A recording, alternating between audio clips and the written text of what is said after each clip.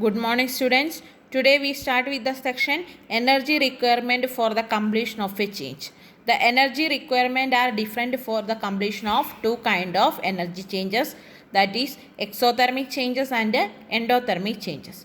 First case, endothermic changes. We know that energy is absorbed in an endothermic change. In other words, the substance require energy from outside to undergo endothermic changes.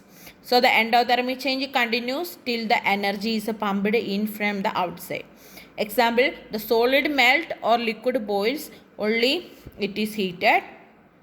If the heating is stopped, the reaction is stopping there.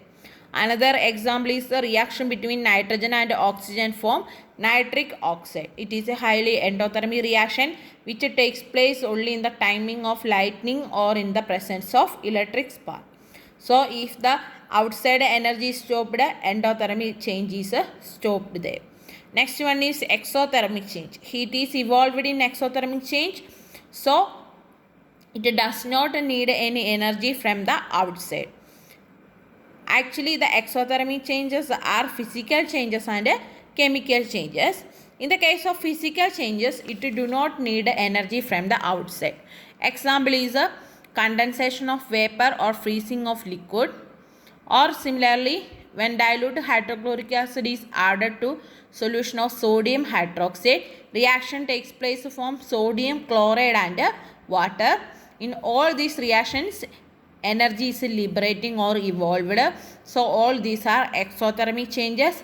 They do not need any energy from the outside. But many exothermic reactions do not take place without being initiated by heating, igniting, illumination or sparking. But once it is initiated, exothermic reaction go to completion on their own way. Example is a hydrogen does not react with the oxygen when two are only mixed, but react explosively when the mixture is kindled or sparked. It is a highly exothermic reaction. Next one is burning. A piece of coal, wood or paper does not burn itself, but once the substance starts burning, it burns completely. Another third type is a reaction between iron and sulfur form. Iron to sulfide is a highly exothermic reaction. When iron fillings and sulfur are mixed in the ratio 7:4, nothing happens. But the mixture is heated in a hard glass test tube for a short time.